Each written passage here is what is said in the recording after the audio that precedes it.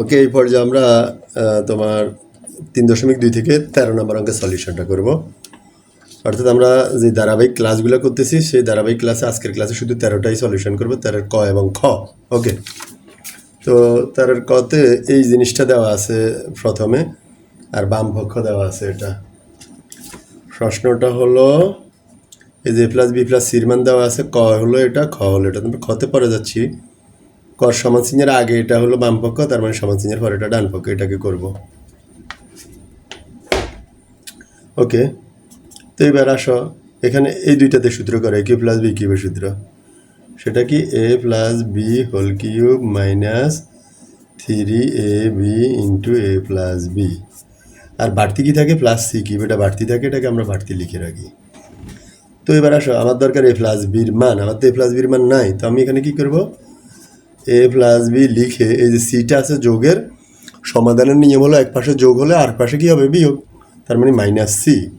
তার মানে এ প্লাস বির মান হলো মাইনাস সি। তার মানে এ প্লাস বির পরিবর্তে তুমি লিখবা মাইনাস সি, উপরে কিউব মাইনাস 3ab, এই ব্র্যাকেটে কি লিখবা? Minus C. তবে মাইনাসের মানটা ব্র্যাকেট দিয়ে লিখবা, এই যে সি কিউব। এবার এরপরে আসো, কিউবটা সিকে দিলে সি কিউব, কিন্তু কিউবটা মাইনাসকে দিলে মাইনাসই থাকবে। কেন? কারণ উপরের পাওয়ারটা যদি জোড় হয় তখন ভিতরে মাইনাস থাকে না, আর উপরে পাওয়ারটা যদি বিজোড় হয় তখন মাইনাস থাকবে। আর এই অংশ গুণ করলে কি হবে? দেখো 3abc, আর মাইনাসে মাইনাসে প্লাস। ওকে, এরপরে আসে plus c cube.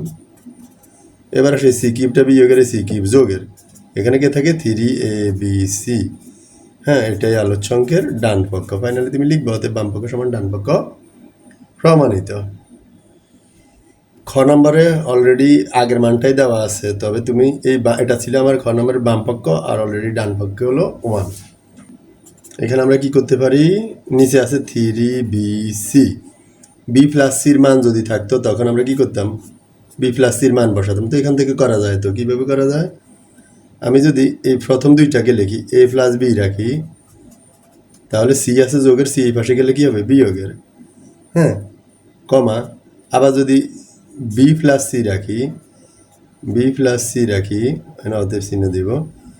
B plus C রাখলে কি আছে? এ আছে যোগের, এ হবে কি? বিয়োগের।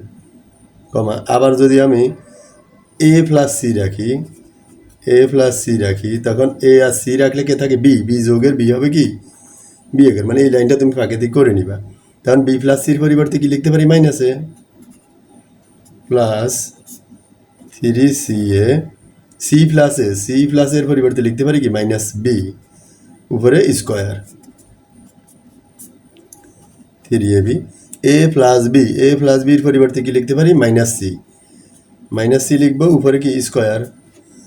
এবার পরবর্তী লাইনে দেখো, এখানে আছে 3bc, উপরে স্কোয়ার। এই মাইনাসকে আমরা জানি যে উপরের পাওয়ারটা যদি জোড় হয় ভিতরে মাইনাস থাকে না। কিভাবে থাকে না?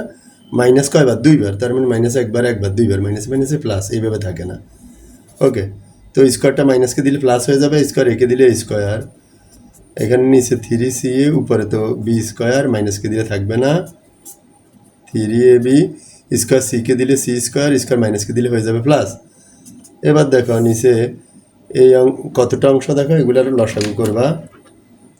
এই হরের লসাগু, এই হর, এই হর, তিনটা হরের লসাগু যদি করো, 3 3 3, একটা 3 আসবে। লসাগু মানে কি? Common uncommon. হ্যাঁ, এ বি সি মানে বিসি সি এ বি, সবগুলো থেকে আমি এবিসি লেখা মানে কি? সবাইকে লিখছি। এবার হর দিয়ে ভাগ, লব দিয়ে গুণ। কীভাবে করবা? 3bc, এটাতে ভাগ করা মানে কাটাকাটি করো, 3 3 কাটা, বিসি বিসি কাটা, আর থাকে কি? এ একটা, এ দুইটার সাথে গেলে হবে কি? এ কিউব। 3ca এটাতে কাটলে 3 3 কাটা, সি এ কাটা, থাকে বি একটা, বি একটা দুইটার সাথে গেলে হবে বি কিউব। 3 3 কাটা, এ বি কাটা, থাকে সি একটা, সি দুইটার সাথে যাবে, হবে সি কিউব। নিচে আছে 3abc, উপরে a cube plus b cube plus c cube, যেটা আমরা একটু আগে করছিলাম, যে a cube plus b cube plus c কিউবকে অঙ্ক করছি, আর যেটা রেজাল্ট বের হয়েছে ডান পক্ষটা ছিল 3abc। তো আমরা এখানে উপরে এটার উপরে লিখে দিব যে 3abc। ওকে, এবার আসে 3abc এবিসি কাটলে আর কি থাকে? 1 থাকে, কিছুই থাকে না, মানে এটাই ডান পক্ষ। ফাইনালি লিখে দিব বাম পক্ষ সমান ডান পক্ষ প্রমাণিত বা দেখানো হলো, যা লেখার তা লিখবা। ওকে।